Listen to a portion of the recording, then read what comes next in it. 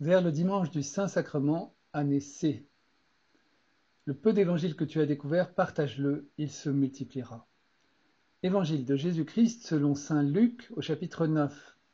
En ce temps-là, Jésus parlait aux foules du règne de Dieu et il guérissait ceux qui en avaient besoin. Le jour commençait à baisser. Alors les 12 s'approchèrent de lui et lui dirent: Renvoie cette foule, qu'ils aillent dans les villages et les campagnes des environs afin d'y loger et de trouver des vivres. Ici, nous sommes dans un endroit désert. Mais il leur dit: Donnez-leur vous-même à manger. Ils répondirent: Nous n'avons pas plus de 5 pains et 2 poissons, à moins peut-être d'aller nous-mêmes acheter de la nourriture pour tout ce peuple. Il y avait environ 5000 hommes. Jésus dit à ses disciples: Faites-les asseoir par groupe de 50 environ. Ils exécutèrent cette demande et firent asseoir tout le monde. Jésus prit les 5 pains et les 2 poissons, et levant les yeux au ciel, il prononça la bénédiction sur eux, les rompit et les donna à ses disciples pour qu'ils les distribuent à la foule. Ils mangèrent et furent tous rassasiés. Puis on ramassa les morceaux qui leur restaient, cela faisait 12 paniers. Acclamons la parole de Dieu. Louange à toi, Seigneur Jésus. Juste après la fête de la Pentecôte et de la Sainte Trinité, nous fêtons la fête du Saint-Sacrement. Tout cela est intimement lié. À la fin de l'élévation du pain et du vin consacré, le prêtre s'écrie au nom de toute l'Église: Il est grand, le mystère de la foi. Quelle merveille inouïe! À travers le sacrement de l'Eucharistie, Jésus lui-même nous donne sa parole à mettre en pratique en Église et nous recevons son corps et son sang. Nous avons part à la puissance de son esprit qui a vaincu la mort dans la résurrection. Il est grand, le mystère de la foi. À la célébration, nous sommes rendus présents à la fois à la scène où Jésus nous dit « Faites cela en mémoire de moi » et au pied de la croix où le corps du Christ est élevé sur la croix comme hostie offerte pour le salut du monde. Il est grand, le salut de la foi. Nos communautés trouvent dans l'Eucharistie la source et le sommet de sa vie chrétienne. En cette fête, nous sommes appelés à approfondir ce don immense de Dieu. Vous l'avez remarqué, le récit de la multiplication des pains évoque par bien des aspects l'Eucharistie et nous donne de la comprendre mieux. Devant les foules affamées, Jésus dit à ses disciples: Donnez-leur vous-même à manger. Et ils sont 5000 hommes et ils n'ont que 5 pains et 2 poissons. Mission impossible, disent les disciples.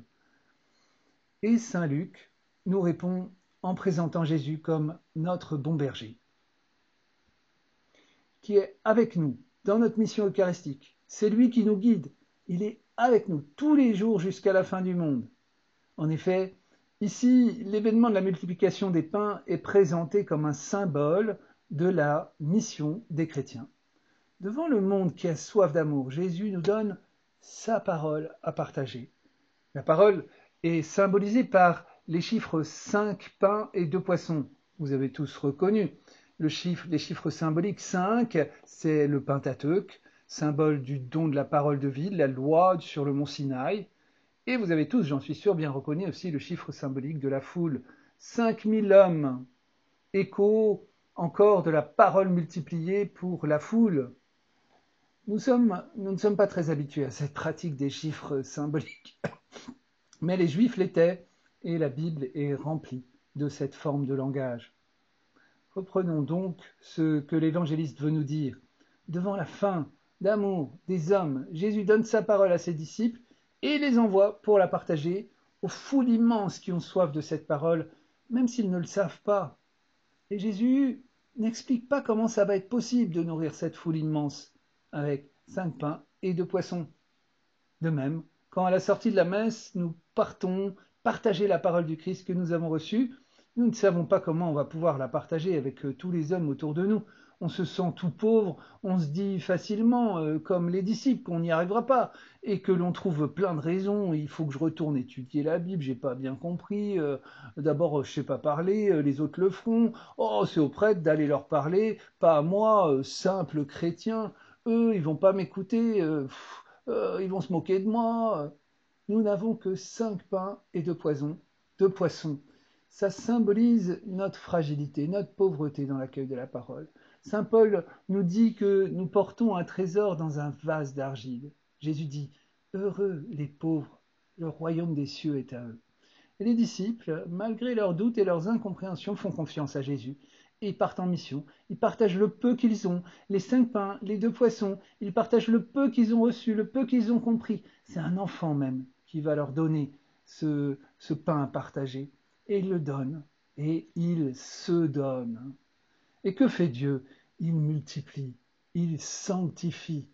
Cette parole divine de Jésus pauvre, comprise par les pauvres disciples que nous sommes, quand nous osons nous risquer à la mettre en pratique, à la vivre vraiment en acte et en parole, alors Jésus la multiplie pour nous et pour les autres. Comment la multiplie-t-il? Eh bien, en la sanctifiant de sa présence, en l'habitant du poids de sa présence, dans le prolongement même de ce qu'il fait au milieu des chrétiens à la messe. Il est grand, le mystère de la foi.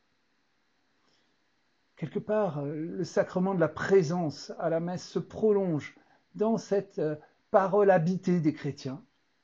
Les pauvres chrétiens sortent de la messe comme les disciples avec leur panier, ils partent en mission et Dieu lui-même agit avec eux, par eux, en eux. Mais si les disciples étaient restés sur leurs doutes en expliquant à Jésus que son affaire n'était pas rationnelle et que sa mission allait échouer, tous les intelligents auraient été d'accord. 5000 hommes avec 5 pains et 2 poissons, ça marche pas. Mais tout le monde aurait eu faim.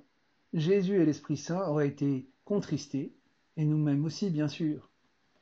Nous sommes envoyés partager le peu que l'on a découvert de l'Évangile, sans attendre d'avoir tout compris, ou de tout savoir, ou d'avoir la meilleure stratégie et une bonne réponse à toutes les questions.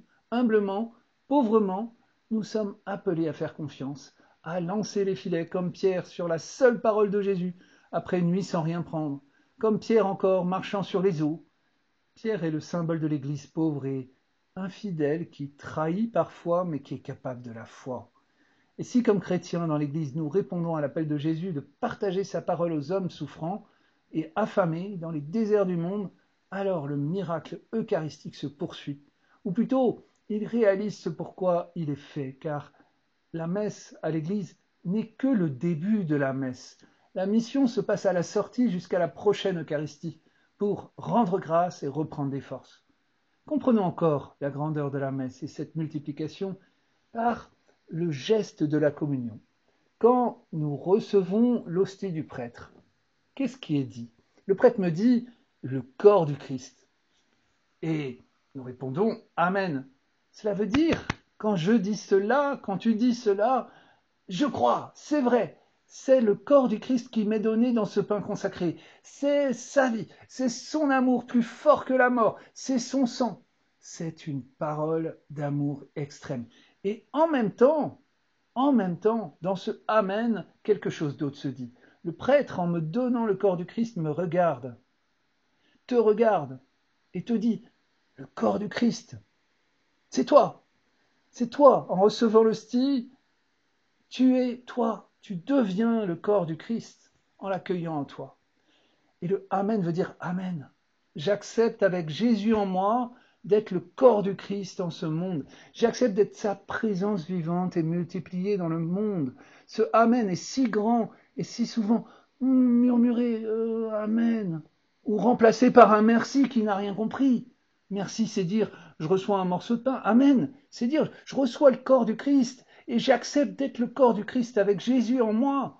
Je veux devenir ce que je reçois, le corps du Christ. À la sortie de la messe, les chrétiens sont envoyés pour être la présence du Christ parmi les hommes et leur donner sa parole, pauvrement, mais dans la puissance de l'Esprit qui a été renouvelée sur eux, à la messe, dans la consécration de l'hostie qu'ils ont reçue. Cette parole vécue, donnée au monde, Jésus promet qu'elle portera des fruits en abondance. Cet appel à nous donner comme Jésus, par lui, avec lui, en lui, est signifié encore un autre moment essentiel de la liturgie. Ceci est mon corps livré pour vous. Ceci est mon sang versé pour vous. Faites cela en mémoire de moi. Eh bien, à la sortie de la messe, si nous avons dit Amen dans la foi, alors nous sommes en communion avec Jésus et nous allons vivre la mission de Jésus qui se prolonge jusqu'à la fin des temps. Nous allons avoir à dire et vivre avec notre vie dans des situations souvent difficiles, parfois même hostiles, cette parole qui s'est faite chair en nous, et pouvoir dire chacun personnellement, ceci est mon corps livré pour vous mes enfants, pour vous mon mari, pour vous à qui je rends service, pour vous dans mon entreprise. Voilà, c'est ma vie. Ma vie, elle est donnée. Et en Jésus, par lui et avec lui, nous sommes appelés à donner nos vies. Pain multiplié d'amour pour la fin des hommes. L'évangile que tu as reçu gratuitement, donne-le gratuitement. Il se multipliera. Il est grand le mystère de la foi.